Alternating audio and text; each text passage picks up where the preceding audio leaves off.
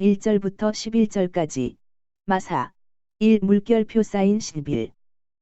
그때에 예수께서 성령에게 이끌려 마귀에게 시험을 받으러 광야로 가사 40일을 밤낮으로 금식하신 후에 줄이신지라. 시험하는 자가 예수께 나와서 이르되 내가 만일 하나님의 아들이거든 명하여 이 돌들로 떡덩이가 되게 하라. 예수께서 대답하여 이르시되 기록되었으되 사람이 떡으로만 살 것이 아니요 하나님의 입으로부터 나오는 모든 말씀으로 살 것이라 하였느니라 하시니. 이에 마귀가 예수를 거룩한 성으로 데려다가 성전 꼭대기에 세우고 이르되 내가 만일 하나님의 아들이거든 뛰어내리라 기록되었으되 그가 너를 위하여 그의 사자들을 명하시리니 그들이 손으로 너를 받들어 발이 돌에 부딪히지 않게 하리로다 하였느니라. 예수께서 이르시되 또 기록되었으되 주 너의 하나님을 시험하지 말라 하였느니라 하시니. 마귀가 또 그를 데리고 지극히 높은 산으로 가서 천하 만국과 그 영광을 보여 이르되 만일 내게 엎드려 경배하면 이 모든 것을 내게 주리라. 이에 예수께서 말씀하시되 사탄아 물러가라 기록되었으되 주 너의 하나님께 경배하고 다만 그를 섬기라 하였느니라. 이에 마귀는 예수를 떠나고 천사들이 나와서 수종드니라. 대쉬 아멘 대쉬. 이 말씀을 보면은 마귀가 예수님 앞에 나타나서 예수님을 시험하는 장면입니다. 3번 시험을 하지만 3번 다 예수님이 마귀에게 대화를 하지 않았습니다. 마귀는 이야기하자고 따져보자고 예수님께 이야기하는 겁니다. 예수님은 대꾸도 하지 않으시고 다만 구약의 성경 말씀을 인용해서 저 하나님의 말씀만 이야기합니다. 오늘 관상가 입장에서 바라볼 때 우리가 무엇을 보아야 하느냐? 조용히 묵상하려고 앉았는데 졸음이 오고 조용히 묵상하려고 앉았는데 이 생각 저 생각 잡념이 들. 이게 바로 마귀가 예수님을 시험하는 것과 똑같은 현상입니다.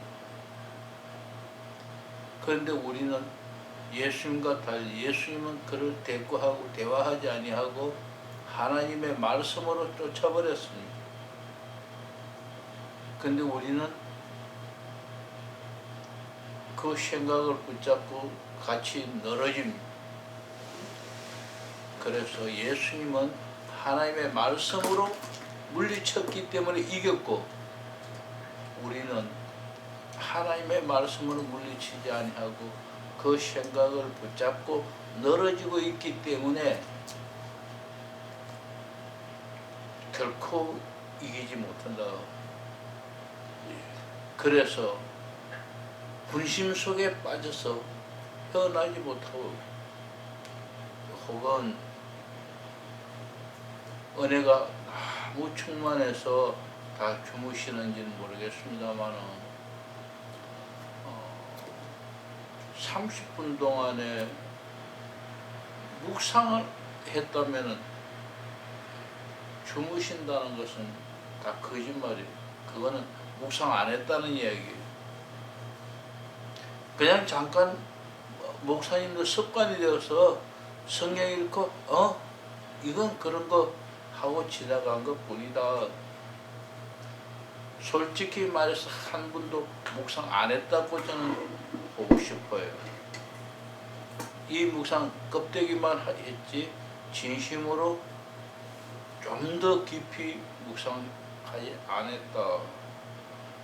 더 깊이 묵상을 했다면은 어디까지 적어도 한 가지 그런 어떤 30분 동안 묵상해서 나름대로 어떤 결론을 간단하게 가질 수 있었을 것입니다. 그래서 항상 변명, 핑계, 제가 듣기에는 오늘 굉장히 싫은 소리겠지만은 변명, 핑계밖에 안 된다. 제가 이야기할 때 하나님과 나와의 둘이 관계이기 때문에 절대 논평하고 평하지 말라는 이야기를 했습니다. 그럼에도 불구하고 제가 평하는 것은 여러분이 이제 나가서 가르칠 때 어떻게 해야 되느냐, 그 문제예요. 여러분이 반성하지 않고 여러분이 되돌아가지 않고 여러분이 집중하지 않는다면은 여러분이 가르치는 사람, 여러분이 실제로 행할 때에 나에게도 책망할 수 없고 그들에게도 책망할 수 없을 겁니다. 그래서 관상기도는 쉽게 표현하면은 바로 예수님과 마귀의 싸움, 대결에서 예수님이 마귀를 어떻게 대접해 주는가 무시해버려요. 너 말에 대꾸하지 않고 대화하지 아니하고 논쟁하지 아니하고 하나님의 말씀대로, 하나님의 말씀이 뭐냐 그대로 그걸 끊어버려요.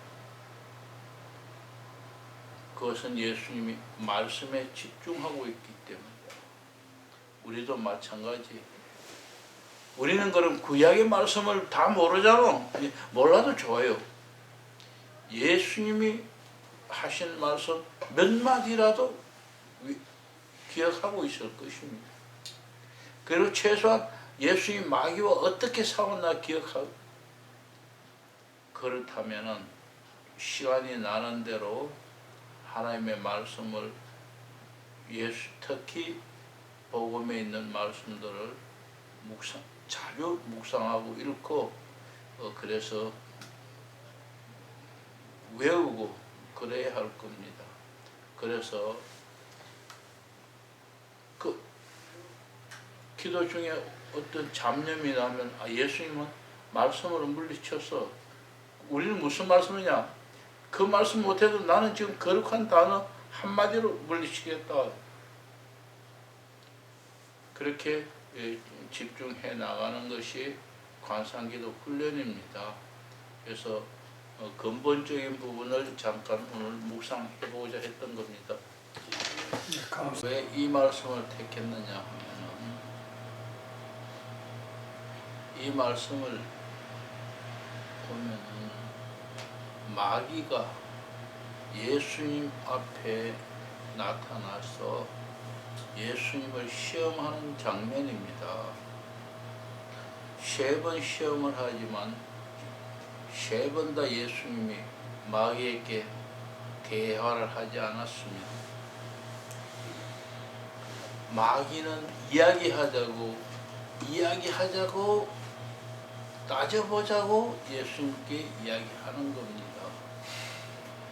예수님은 대꾸도 하지 않으시고 다만 구약의 성경 말씀을 인용해서 저 하나님의 말씀만 이야기합니다.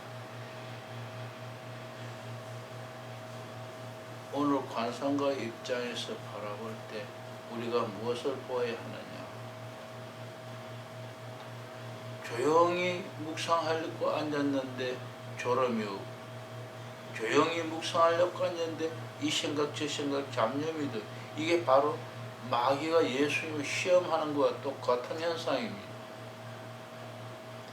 그런데 우리는 예수님과 달리 예수님은 그를 대꾸하고 대화하지 아니하고 하나님의 말씀으로 쫓아버렸습니다. 그런데 우리는 그 생각을 붙잡고 같이 늘어집니다.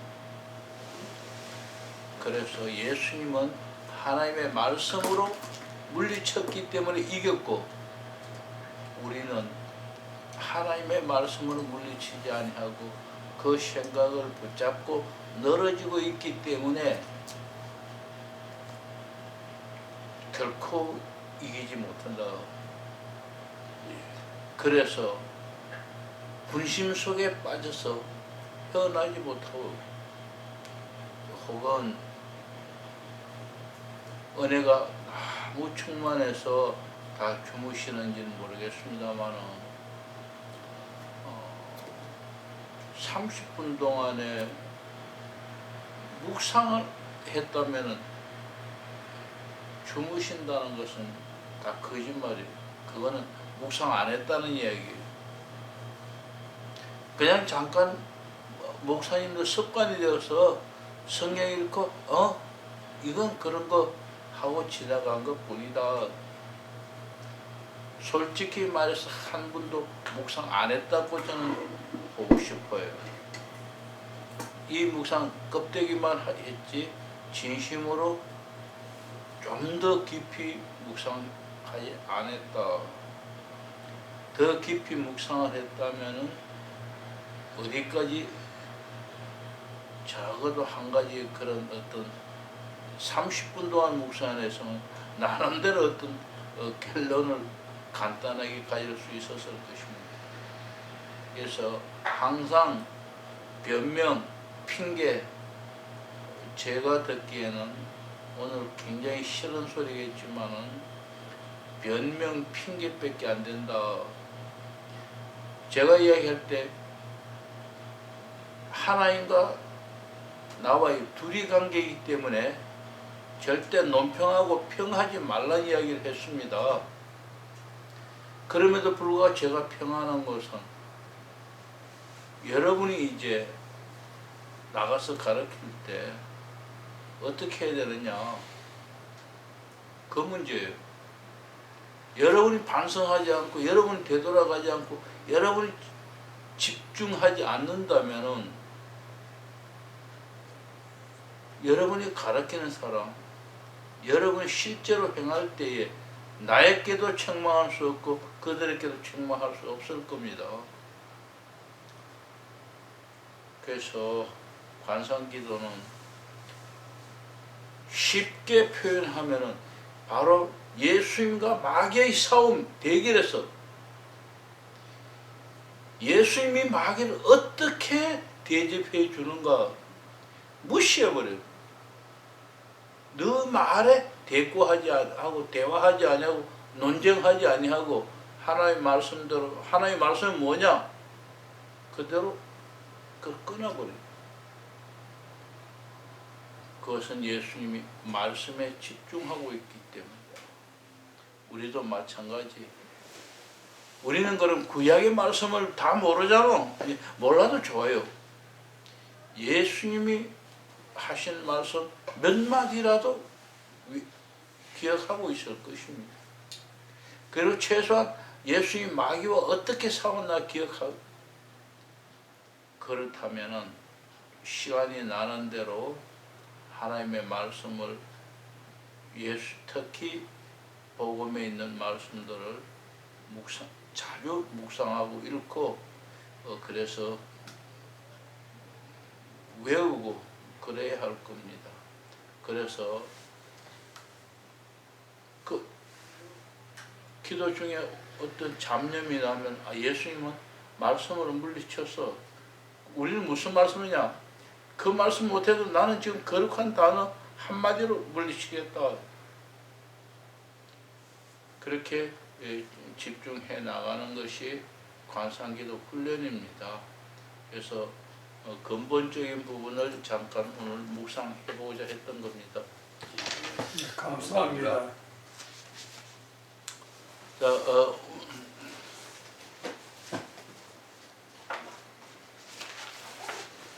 제가 지난달에 했던 거 강의는 할 수 없지만은 원고는 드릴게요. 미안해요.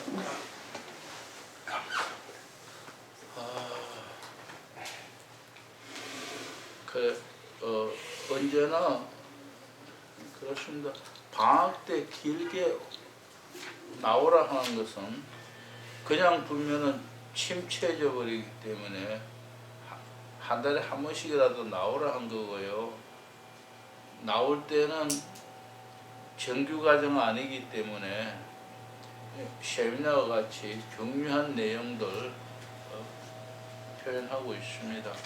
오늘은 거룩한 단어로 기도하기라는 제목으로 조금 은혜를 나눠볼까 합니다.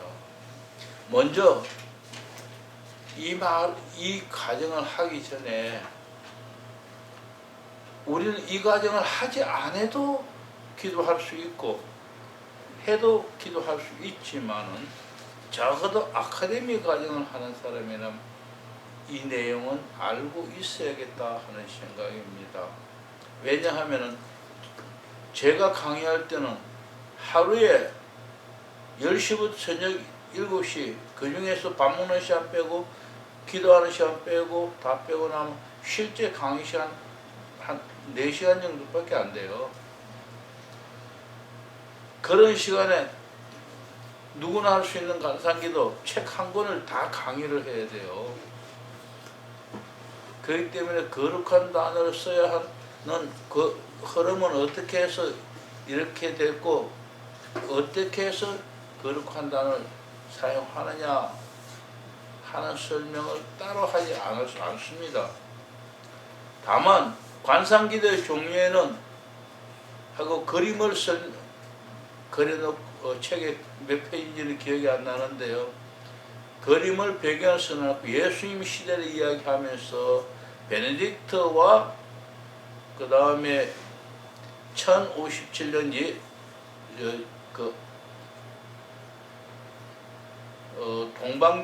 동방교회 분리해 나가서 예수 기도를 한 거, 그리고 십자가 요한 그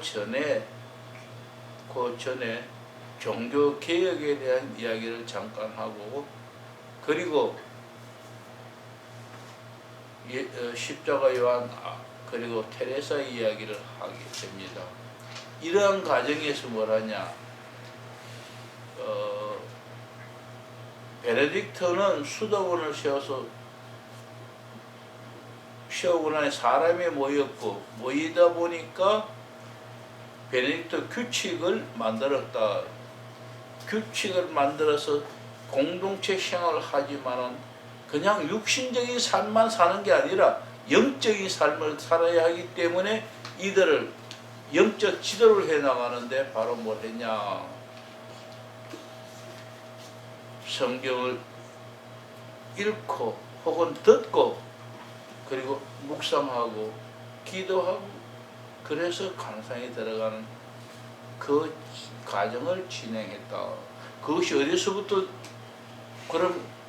어디서부터 출발해서 무엇을 보고 원리가 어디에서 그것을 해왔냐, 베네딕트가 구상을 했느냐? 그것은 베네딕트 시대에 베네딕트는 그걸 구상하지 않았습니다. 베네딕트는 하나의 수도원을 세워놓고 원장으로서 질서를 유지하고, 이거는 질서를 유지하기 위해서 명문화시켰지만은 영적인 것은 명문화시킨 것이 아니라 읽읍시다, 들읍시다 해서 넘어갔는데, 이것이 베네딕트 시대에 베네딕트가 창안해낸 거냐, 그거 아니라는 거예요. 이미 예수님도 그렇게 해왔던 겁니다. 그리고 그 제자들도 그렇게 해왔고 광야에서도 그렇게 해왔었어요. 다만 당시에 오늘같이 문화가 발달해서 인쇄술이 발달하고 책이 있어서 모든 사람이 책을 보고 읽고 듣고 했느냐, 그렇지 않았습니다. 안 했기 때문에 예수님 시대의 제자들은 예수님이 하신 말씀을 묵상하고, 그 후세 제자들은 마찬가지. 그리고 나다 보니까 예수님과 같이 구약의 성경을 인용하기도 하고, 왜? 아직도 신약 성경에 기록이 안 됐을 때입니다.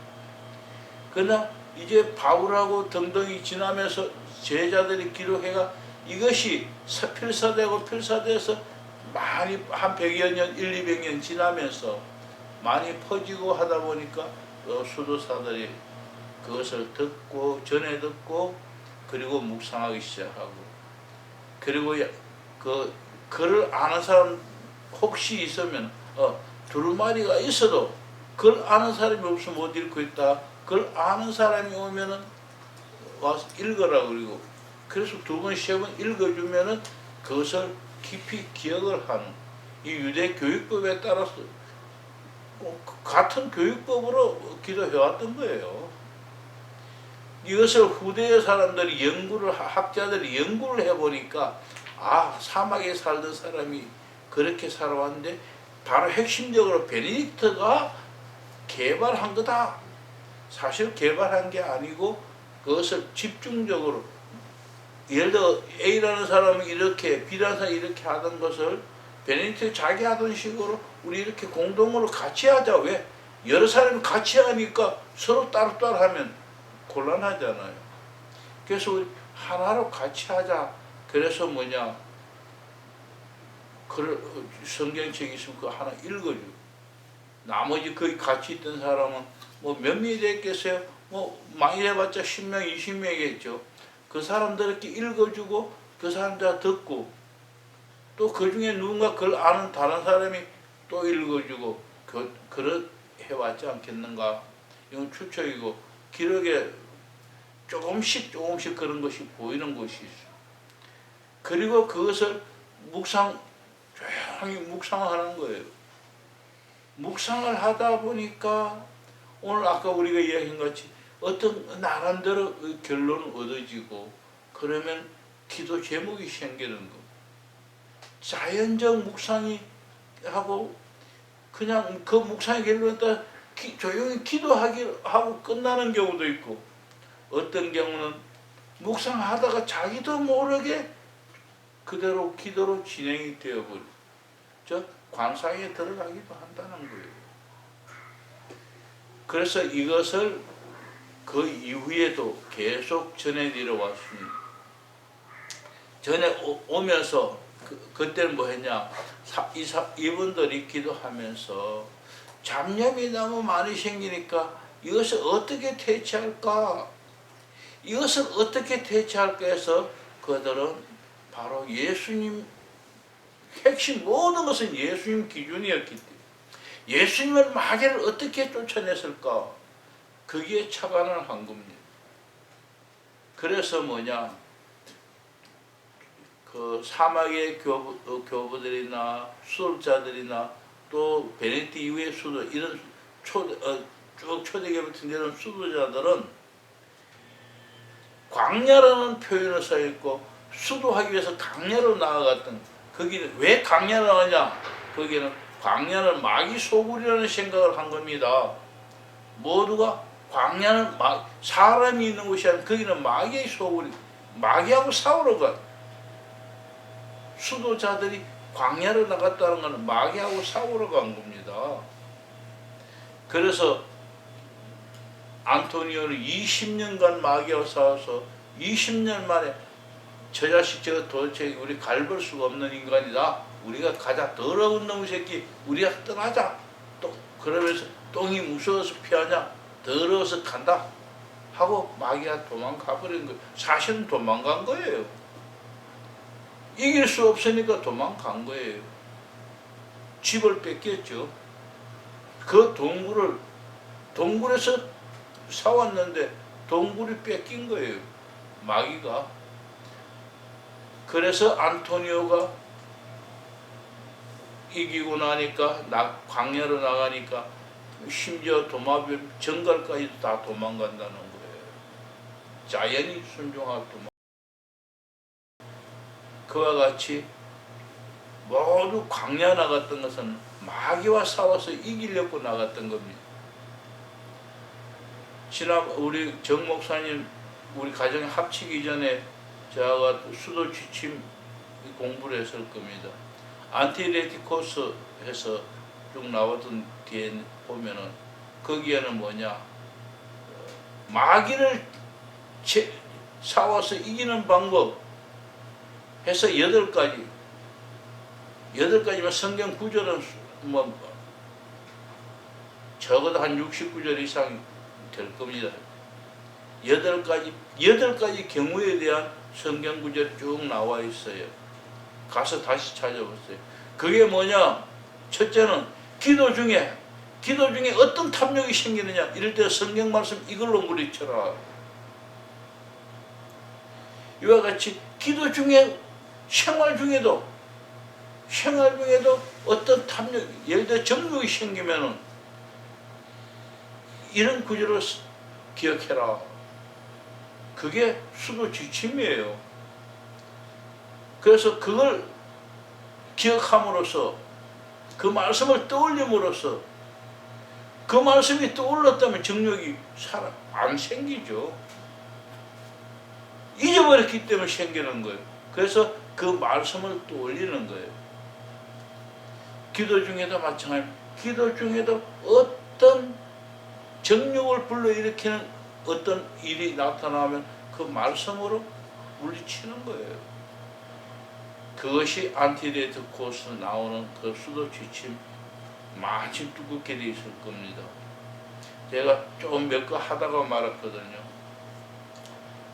바로 그런 과정, 이런 과정을 통해서 나왔는데 그 초대교회는 보시면 지금 제 이야기 잘 정리하면 이겁니다. 마귀와 싸우는 대적하러 나갔는데 어떻게 대적하느냐? 예수님과 같이 하나님의 말씀으로 대적하는 핵심은 그거예요. 그래서 공부할 때 많은 책 읽어도 많은 책 다 기억할 수 없어요. 핵심만은 분명히 기억해야 합니다. 핵심을 자기가 캐내서 그 핵심만 기억하면 돼요. 그래서 그렇구나. 그래서 초창기에 뭐 했냐면 그 말씀을 다 기억 못하니까 예수님 마귀하고 싸울 때 저 기도한다니 막 잡념이 나면 예수님 딱 그랬던 거예요. 그래서 많은 말 하지 않았어요.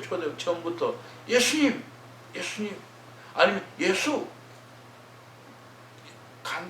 그 말을 하면서 딱 정신 차린 거예요. 그들은 어떤 양식을 가졌던 게 아니고 이겨내려고 하다 보니까 예수님의 모범을 보고 예수님부터 방식을 따오고 예수님의 배우고 예수님 방식대로 하려고 하다 보니까 시험이 당할 때마다 그것이 어떤 시험이든지 조금 전에 저희에서 8가지를 이야기했지만 그거 다 외우고 있는 것도 아니고 그러니까 핵심은 뭡니까? 예수님 혹은 예수 하면 이 모든 것이 그 속에 다 포함되어 버려요. 어떤 잡념이든 어떤 시험이든 예수 함으로써 예수가 마귀를 물리쳤던 그 방식 그냥 기준이에요. 그래서 잡념이든 예수 하고 그 돌아왔던 거예요. 정신 차렸던 거예요. 이것을 오늘 후대들은 뭐냐 하면은 그 거룩한 단어 사용했다고 표현하는 겁니다. 예. 그리고 그걸 람마를 사용했다 하는 거예요. 그런데 이것이 점점점 어떻게 퍼져가냐? 동방교회로 간 사람들 수도원에 앉아있은 게 아니라 동방교회 사람들은 돌아다녔어요. 글씨하면서 다닌 거예요. 그러다 보니까 가다가 예수 한 게 아니고 가면서 항상 주 예수여 나 불쌍히 여기소서 혹은 뭐 예수님 나 어떻게 해주세요 긴 말을 그냥 예수 하고 다니는 게 아니고 그 긴 말을 성경 구절을 외우고 다니는 거예요. 그래서 예수 기도는 뭐냐? 그것이 이런 말 저런 말 다 하다 몇 가지 이야기를 하다가 보니까 결국은 하나의 정형화된 게 주 예수여 나를 불쌍히 여기소서 계속 외우는 거예요. 그건 무엇이냐? 그 말의 핵심은 이거예요. 다른 생각 잡념이 떠오르지 않도록 그저 예수님 나 불쌍히 있어요. 예수님 나 불쌍히 이 말을 계속 되뇌고 있는 거예요. 그 말의 핵심은 바로 뭐냐? 그것이 낱말이나 똑같은데 동방교회 사람들은 떠돌아다니면서 수도했기 때문에 순례자이기 때문에 조건이 상황이 달라서 주 예수의 나를 불쌍히 여기소서 긴 말을 계속 암송하고 있었다. 그런데 동방교회 사람이 아닌 나머지 사람은 어떻게 했냐? 그냥 예수 혹은 하나님 그렇게 이야기했던 거예요. 그런데 오늘 그것을 영어로 우리말로 번역하면은 예수는 그냥 예수 하면 되는데 하나님은 길어요. 짧을수록 더 효과적이다. 그래서 우리가 거룩한 단어 쓸 때는 가장 귀하신 아버지 하나님이라서 안 쓰는 게 아니고 낱말이 길어서 안 쓰는 거예요. 한마디로 되어 있는 말을 쓰면 더 좋은데 없어. 찾아보면 없다는 거예요. 그러니까 뭐냐, 단어 두 말, 예를 들어 예수님 안 하고 예수, 사랑, 믿음, 소망 이런 단어를 사용한다는 거예요. 그것이 그렇게 하지 않아도 돼. 목사 이래도 돼요. 아들 이래도 되고요. 우리 아들 이름 대도 돼요. 걱정 아무것도 상관이 없는데, 다만 우리의 이 기도의 핵심 모범이 예수님이기 때문에 성경적인 용어, 이런 용어로 택하는 것이 더 좋겠다. 그리고 딱 이 기도할 시간에만 사용하기 때문에 이 말을 거룩한 단어라고 표현하지, 이 근본적으로는 이것이 낱말이 하나의 낱말이고 단어예요. 워드 단어인데 우리말로 꼭 번역하면 낱말이라고 번역할 수 있을 것입니다. 그래서 이런 기도를 낱말 기도다 그렇게 하기도 하고, 저는 용어 통일을 위해서 거룩한 단어로 기도하기라는 표현을 사용했던 것입니다. 그래서 이런 개념, 그래서 이야기하다 중간에 끝쳤네요. 그래서 예수 혹은 하나님 혹은 성령님 이런 단어를 사용하면서 해왔는데, 각자가 떨어져서 방식이 천차만별해. 사람마다 다 다른 거예요. 근데 큰 틀에서 보면 같은데 개인적으로 따라보면 다 달라요. 그래서 이것을 14세기에 무지의 구름의 저자가 이 많은 사람들이 하는 그 공통점을 찾아서 이거 하나 정리한 것이 바로 뭐냐, 무지의 구름이라는 거예요. 그래서 정형화되고 이것이 이론화되고 원리화된 것이 14세기 때 와서야 비로소 우리 여기는 그 무지의 구름 책 정리함으로써 관상기도가 정립이 되었다. 이것이 바로 주보적 관상기도의 핵심이 거기서 무지의 구름에서 이루어진 이 관상기도를 우리는 주보적 관상기도라고 표현하는. 왜 주보적이라고 표현하느냐? 이것이 처음부터 주보적이라 했냐? 아니요. 그냥 관상기도로 했지만은 16세기 내려와서 이름이 갑자기 생각이 안 나네요.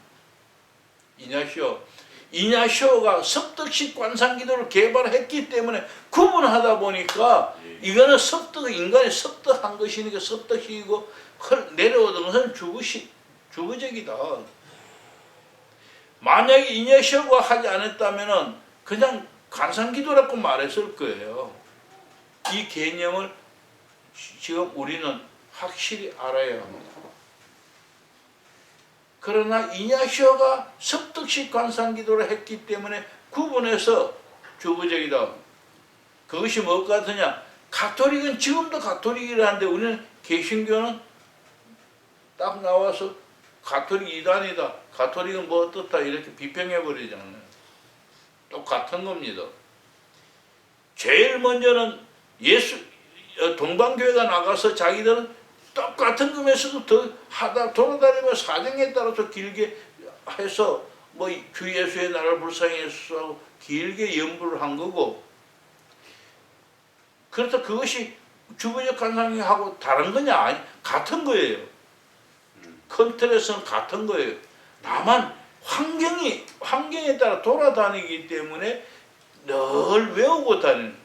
그래서 가만히 앉아있는 것보다 돌아다니니까 보이는 게 너무 많잖아. 생각이 언제 흐트러지니까 그것을 맞게 주 예수의 날 불쌍히 여소서. 이거는 주문이 아니에요. 집중하기 위한 하나의 방편이에요. 그래서 우리가 사용하는 거룩한 단어와 다른 것이 하나 없다. 조금 긴 것뿐이다. 다음에 섭득식 관상기도는 우리하고 상당히 달라요. 다르기 때문에 구분해서 그건 섭득식이다. 우리는 그냥 이것을 구분하려니까 주부적이다. 개신교 구분과 가톨릭 구분하는 거는 똑같다는 거예요. 그럼 지금까지 내려온 이 기도는 뭐냐?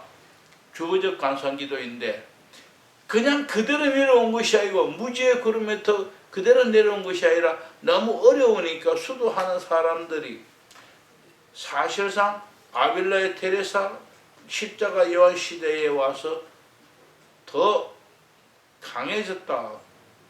더 강해졌다. 왜 그러냐? 종교개혁으로 말미암아서 16세기 종교개혁으로 말미암아 가톨릭 안에서 가톨릭이 썩어 빠져버린 거예요. 더 썩어진 거예요. 왜? 그때만 하더라도 수도원이 맨발의 수도원에 대해서 그들은 그렇게 중세에 전념하는데 해왔는데 개신교가 빠져나가니까 이 개신교를 끌어오고 탄압하고 끌어오려고 하는데 교황은 그렇게 하고 싶은데 자기는 말로 가지고 그게 안 들으니까 결국 어떻게 하면 좋겠냐 약삭빠른 이냐시오가 우리가 해보지요 하고 시작한 거예요. 그래서 뭐였습니까? 하나님은 하늘의 권한을 가지고 땅에는 교황에게 모든 권한을 위임했다. 그래서 교황 무엇을 주장한 거예요. 그러다 보니까 교황은 말에 오류가 없는데 니들 왜 나가서 개지랄이냐? 돌아와라. 개신교 아니에요. 개지랄 아니에요. 아니 그 사람들이 그렇게 이건 내 말로 하는 거예요. 왜 그 짓을 하냐? 돌아와라. 하고 누가 하느냐? 바로 사람은 수도원에 있으니까 수도원 수사들이 단결이 잘 되니까 나가서 잡아들이기 시작한 거예요. 그리고 핍박을 시작하고 그러니까 교황은 그래 니들 잘한다 만 하고 있는 게 아니라 대가를 먹을 거죠. 입을 거. 계속 물량 공세를 하는 거예요. 그래서 쉽게 말하면 담요도 더 좋은 걸로 주고 그 다음 식량도 많이 주고 공동체라는 게 공산주의하고 다른 게 별로 없어요. 그들은 더 독재를 사용한다는 뿐이지 공동체예요. 그러니까 교황청에서 많은 것을 수고하는 그들에게 자기네 충성한 그들에게 많은 물질을 공급하니까 수도사들이 야 신나잖아요. 이전에는 배고프고 춥고 그 가난한 속에 살았는데 언젠가 나도 모르게 배부르고 떳떳하게 살았어요. 그러다 보니까 다 수도사가 다 타락해서 바깥 사람과 똑같은 거예요. 그래서 보니까 종교개혁 도중에 후반기쯤에 벌써 한 5, 60년 지나고 나니까 완전히 타락되는 상황이에요. 그래서 아빌라 테레사와 십자가 이건 아니다. 우리 옛날로 돌아가자. 옛날로 돌아가자. 그래서 뭐냐 가톨릭 안에서 반종교 개혁이라는 개신교의 개혁보다도 더 개신교는 뛰어나갔지만 그들은 우리 안에서 바꿔야 한다. 우리는 개신교가 뛰어나가지는 않는다. 대신 수도원을 우리 유지하는데 너들 같은 수도원 안 한다. 옛날로 돌아가자. 옛날같이 맨발로 다시 돌아가자. 이렇게 하니 좋습니다. 할렐루야 이러겠습니까? 절대 아니죠. 수도원 원장을 쫓겨내버린 거 아닙니까? 예, 맞습니다. 박해했죠. 당신이 나가시오. 우리 못합니다. 그래서 아빌라 테레사는 십자가 요한하가 우리 이렇게 합시다.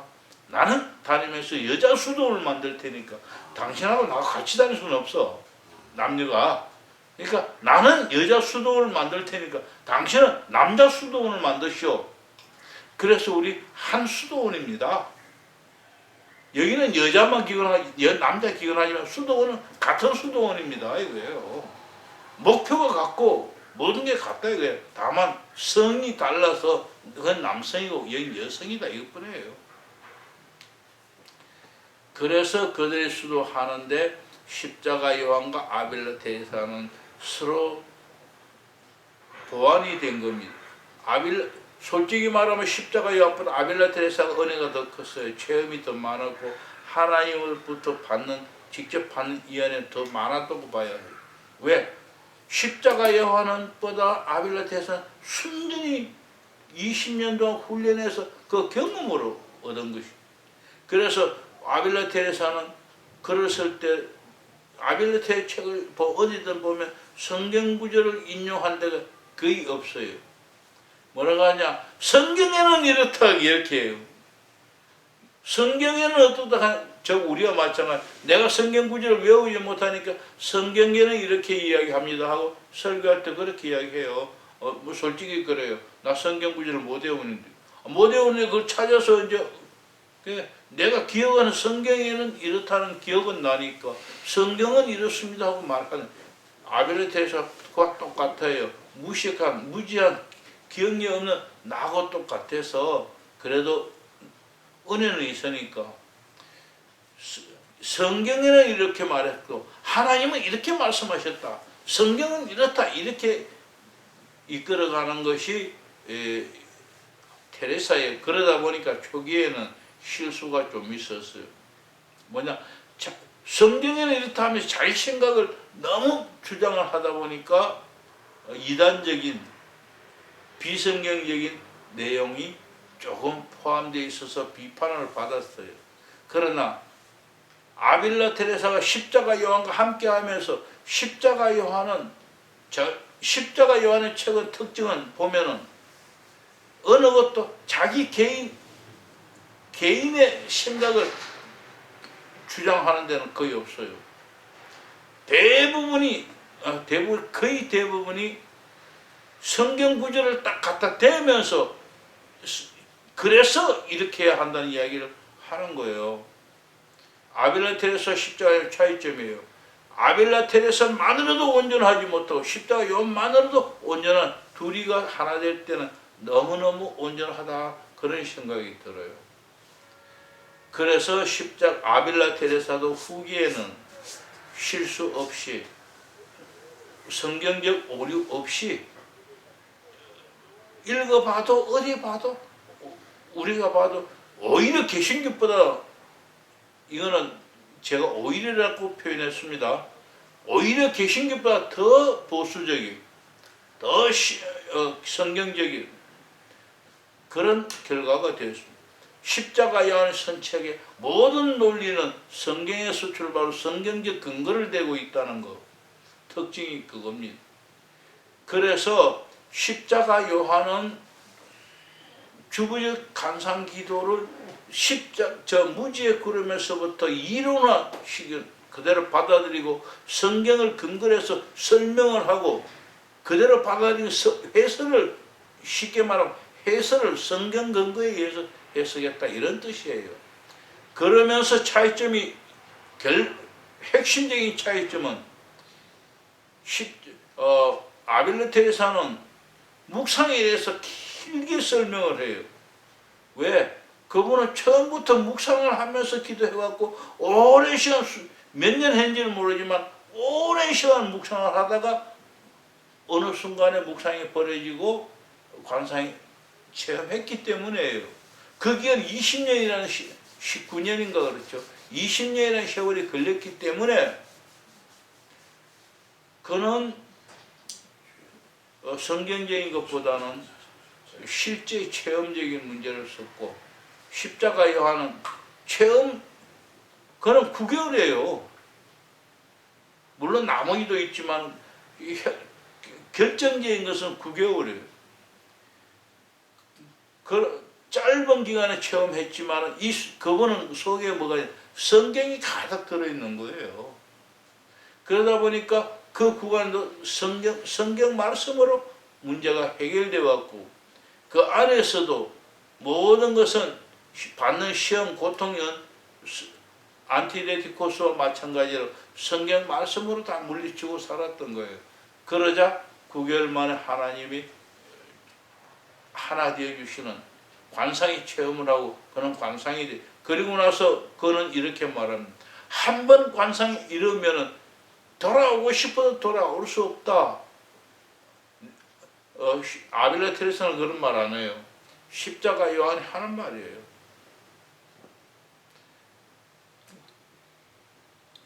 그래서 십자가 요한이 그 체험을 하고 난 다음에 감옥에서 도망을 할 때에 저는 그걸 보고 하나님이 그렇게 하시는, 하나님이 함께 하시니까 그렇구나.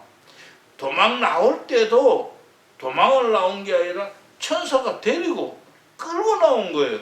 안 갈라 그래서 십자가 요한. 나는 법을 어기지 않겠다. 그래서 형무소 안에 끄집어 내주기 전까지 나는 안 나갑니다. 나는 법을 지킵니다. 그런데 천사가 설득을 한 거예요. 나는 사람 아니야. 나는 천사야. 하나님의 명령이야. 하고 끌고 가는 거예요.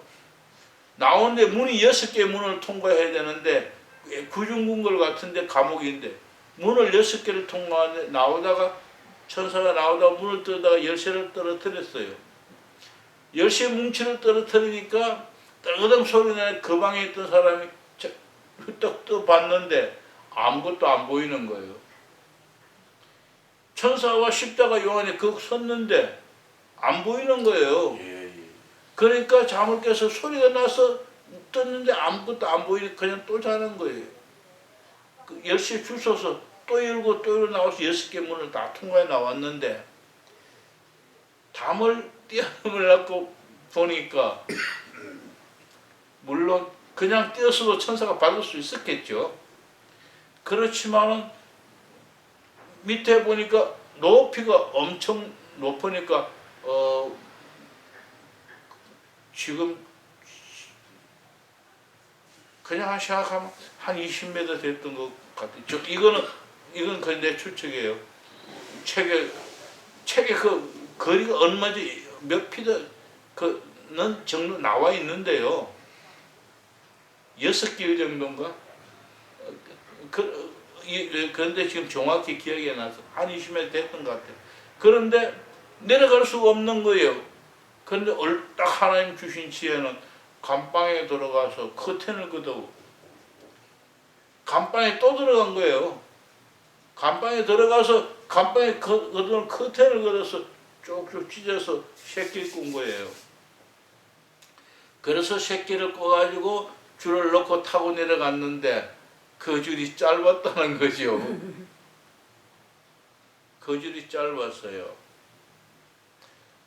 그러니까 제가 보기엔 그렇습니다. 하나님이 지금 함께 하고 있다면 두려움 없이 아무 걱정 없이 그냥 가서 하나 거리 대충 짐작해보고 하나 더 해오거나 그 다음 내려가면 거리 짧으면은 이를 맞춰보고 밑에 되이나 안 되이나 확인해보고 이럴 텐데 그런 과정을 못 거친 거예요. 그냥 뛰어와서 밑을 내려보니까 밑에 되이는 것 같으니까 그냥 내려간 거예요. 물론 밤이지만은 타고 내려갔는데 모자라니 올라갈 수도 없고 내려갈 수도 없고 뛰어내린 거예요. 뛰어내렸는데 그 밑에가 팡팡하게 하면 얼마나 좋겠습니까만은 뛰었는데 다리를 다쳤어요. 쉽게 말하면 삐었다 이거죠. 다리를 삐어서 걸을 수가 없는 거예요. 그런데 삐어서 걸을 수 없는 그런 상황 속에서 간 거예요. 어디까지? 수도원까지, 갈멜수도원까지. 그 거리가 얼마인지는 저도 지금 기억이 잘 안 나는데요. 상당히 먼 거리인데 거기를 가는데 그 사이에 뒤에서 뭐냐 하면은 난 출애굽할 때 이스라엘 사람들 생각이 나더라고요. 그 책을 읽으면서 뒤에는 수도원 수사들이 십자가 요한 잡으라고 저기 간다 저놈 잡으라 하고 뒤에 따라오는 거예요. 근데 다리가 이 십자가 도망을 가야 하는데 그래서 거기 뛰어가는 거예요. 자, 그렇다면 이게 안 아파서 걸었을까요? 아니에요. 천사가 안 아프게 해줬을까요? 아니에요. 급하니까 아픈 거 못 느껴요. 실제로 긴급해보세요. 아픈 거 생각 없어요. 우선 살아야 되니까 도망가는 거예요. 가는데 테레사가 있는 수녀원을 간 거예요. 그 문 앞에 문을 연 뒤에 따라오는데 긴박한 장면을 딱 보게 돼요. 수동은 여자들이 나와서 딱 문을 닫고 다른 데 와서 잡으려고 그러고 그러니까 수녀 여기 수녀원인데 왜 들어오냐고 못 들어온다고 여자 수녀들이 그들 맞고 십자가 요한 데리고 들어가는 거예요. 그 정도로 긴급한 상황이에요. 그게 아픈 게 생각이 왔다. 인간적인 생각. 두 번째는 그마저도 하나님이 도와주지 않았으면 어찌 거기서부터 들켜서 이까지 수도원까지 올 수 있었겠냐. 적어도 하나님이 적어도 양쪽에 거리를 유지하게 만들어 주셨다. 그런 생각을 해요. 그래 수도원 수녀실에 들어가서 뭐하라고 치료해주고 하는데 그들은 못 들어오고 다음에 공격하려고 들어오려고 해도 감히 여자 수도원은 들어갈 수 없는, 거기는 허락 안 해요. 못 들어가요. 그래서 십자가 요한이 보호를 받은 거예요. 근데 이 십자가 요한이 기도할 때에 아빌레 테레사 같이 5년, 10년 이렇게 묵상하지 않고 그는 어릴 때 신학을 할 때부터 묵상을 쭉 해왔기 때문에 이 순간에 어느 순간에 딱 버렸다는 거예요. 그래서 아빌레 테레사는 말하지 않지만 십자가 요한은 그 부분을 명확하게 표현합니다. 묵상을 묵상을 반드시 해라. 초보자는 다 묵상에부터 시작해라. 그런데 어느 단계가 가면 묵상은 버려야 한다. 묵상으로 절대 관상까지 못한다. 그러니까 중간에 버려라. 그런데 언제 버려야 하느냐. 내가 묵상을 하려는데 묵상이 이제 지겨워. 이건 나 언제까지 묵상해야지. 나도 관상기도 좀 해보고 싶어 하는 생각이 들 때, 그러나 이 생각 하나만으로는 결정하지 마라. 두 번째, 묵상을 하려고 말씀을 펴놓고 혹은 종까지 읽고 앉아서 묵상을 하려면 묵상이 안 돼. 나는 소망이 이제 묵상 그만하고 관상기도 해야 되겠다 하는 생각도 있었지만 더 중요한 것은 묵상을 하려고 해도 묵상이 안 되거든. 그때 관상기도로 넘어가라. 그런데 중요한 건 이제 묵상을 버리고 관상기도로 넘어왔다 해서 무조건 관상기도 하는 게 아니고 관상기도 하다가 안 되거든. 다시 돌아가서 묵상해라.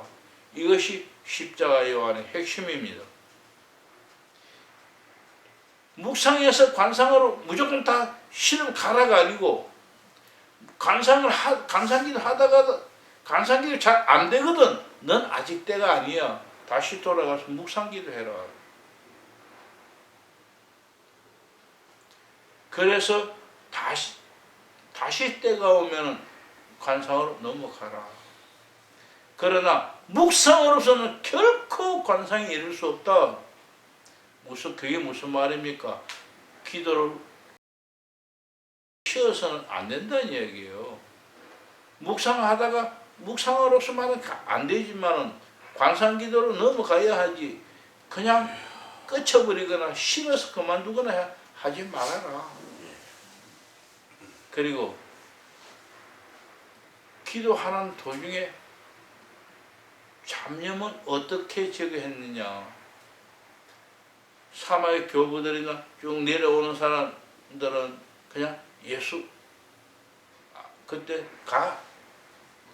우리말하고 하나님 하면 길지만 그들 하면 한마디잖아요. 예. 이렇게 그들 하면서 그 단어를 늘 생각하고 있은 거예요. 가슴 늘. 예를 들어 이거예요. 예수님 하면 예수님을 내 가슴에 조금 그것만 생각하는 거예요. 다른 생각 다 버리고 오직 예수님 하는 그런데 오래 가지 않은. 그러다가 잡념이 잡념이 빠지는 거예요. 그 잡념이 빠졌다가 아차 내가 잡념이 들었구나 생각나면 다시 예수님하고 떠올리는 거예요.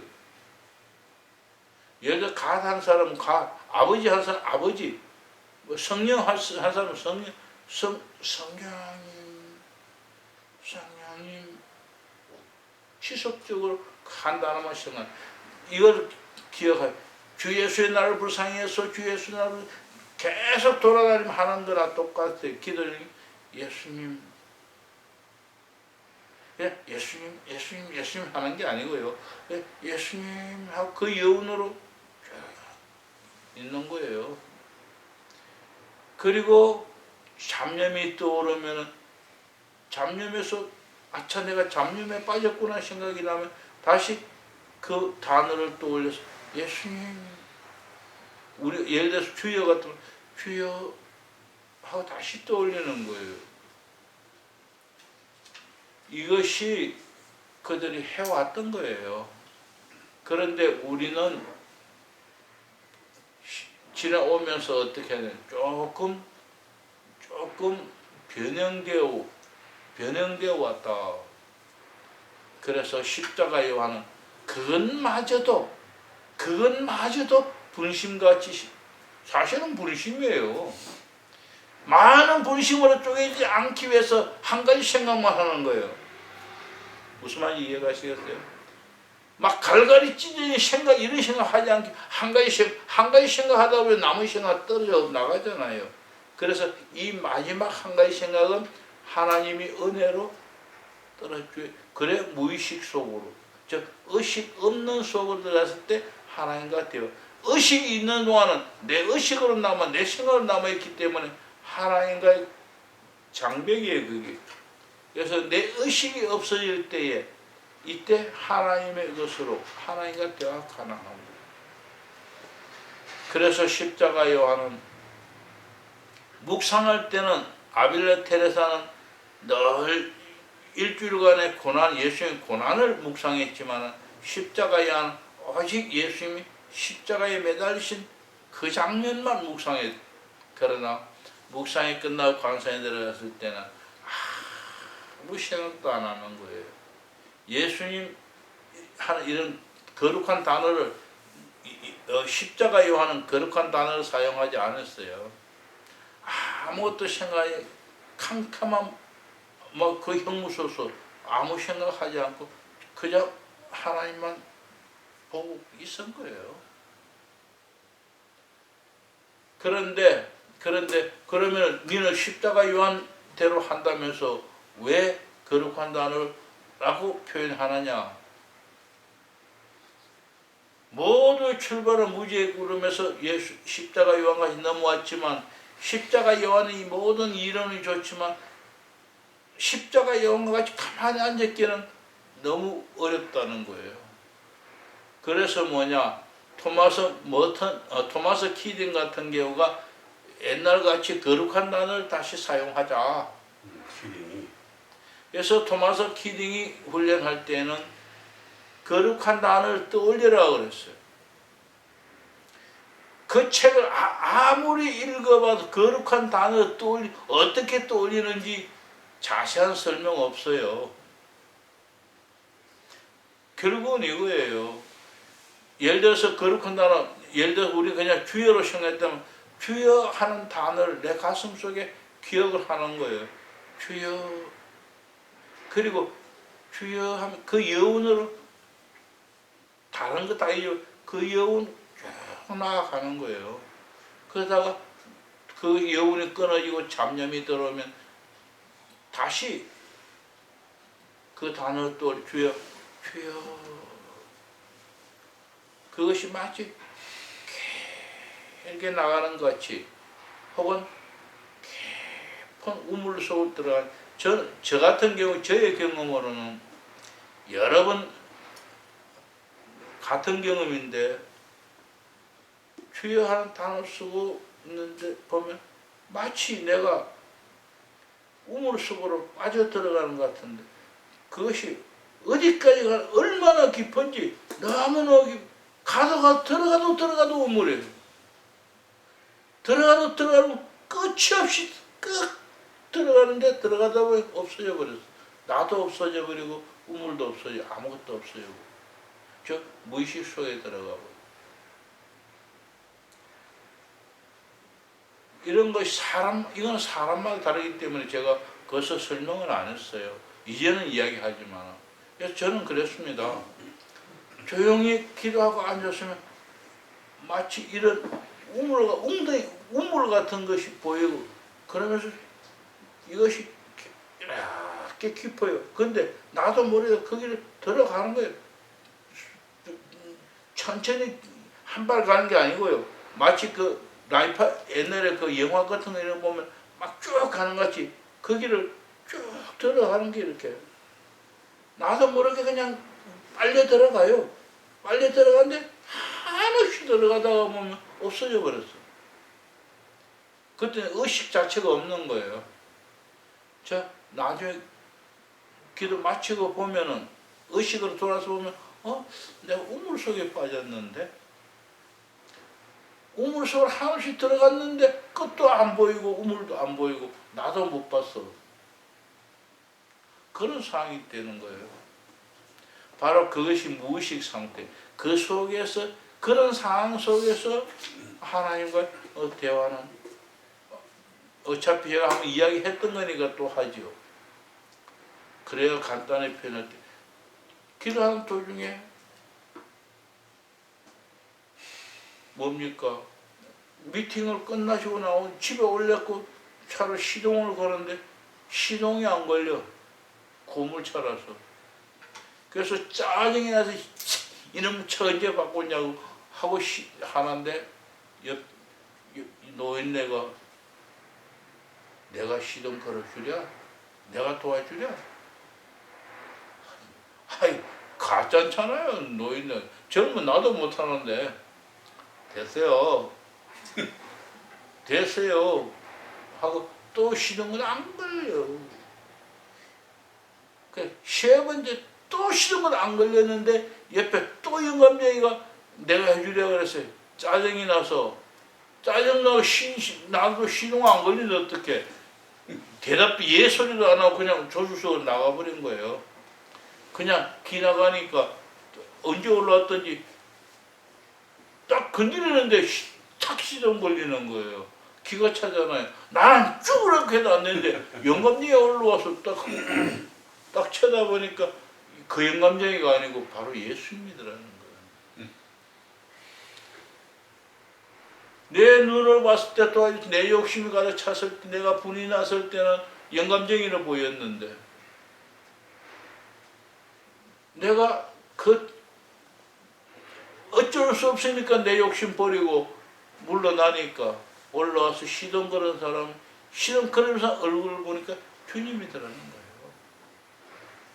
그렇습니다. 오늘 우리가 살아가는 내 옆에 예수님이 와 있어도 이분이 도둑놈같이 와가지고 막 보고 있기도 할 수 있고, 천사같이 와서 있을 수도 있고. 왜? 나를 도와줄 때 나가 예수님이야 하면은, 예수님 모습으로 온다면은 내가 기억하는 예수님 모습으로 온다면 내 성품이 어쨌든 간에 다 예 이러겠죠. 그러나 주님 그거 아니에요. 네가 깨닫게 하기 위해서 내 성질이 도둑놈 같으면 도둑으로 와 보일 것이고, 강도 같으면 강도로 와 보일 것이고, 그게 보여주면은 기분 나쁘잖아. 짜증나잖아.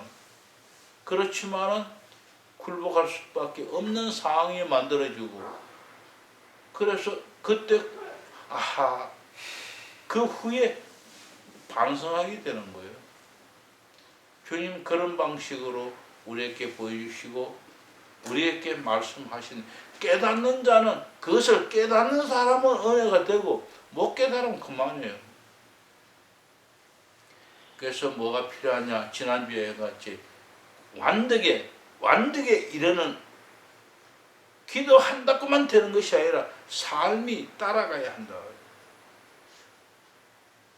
그게 기도하는 사람이 삶이 되고, 이것을 우리는 덕이다, 이건 수양해야만 된다. 기도하기 시작한다 해서 오늘 갑자기 그 되는 거 아닙니다. 제가 강도사 있을 때까지도 장사를 했는데요. 집사람이 뭐라는 줄 알아요? 그때까지는 그냥 내가 욕을 해도 가만히 있었어요. 강도서가 돼도 욕하면은 그냥 맨날 욕하는 놈이니까 뭐 욕하는 줄 알죠. 그런데 목사 안수를 딱 받고 나니까 집에 오니까 한번 뭐라는 줄 알아요? 똑같은 말을 했는데 목사가 내가 목사가 내가 욕한다는 거예요. 안수 받으면 천사가 되느냐? 그런 게 아니에요. 나는 그냥 있는데 보는 사람은 달리 본다는 거예요. 보는 사람은 목사가 됐으니까 천사가 목사같이 거룩한 사람은 봐버리는데 이건 아직 바탕은 그냥 있어요. 그래서 주님이 바로 그런 모습을 보여주면서 우리 깨우쳐 주신다. 그런 생각을 하게 됩니다. 그래서 지금 제가 긴 이야기를 했지만은 거룩한 단어가 우리가 지금 거룩한 단어 쓰고 있는 것이 그 원천이 어디서부터 왔으면 어떻게 흘러와서 우리 지금 이 거룩한 단어 사용하느냐 하는 그 내용에 대한 이야기입니다. 예, 많이 받았습니다. 자, 그것을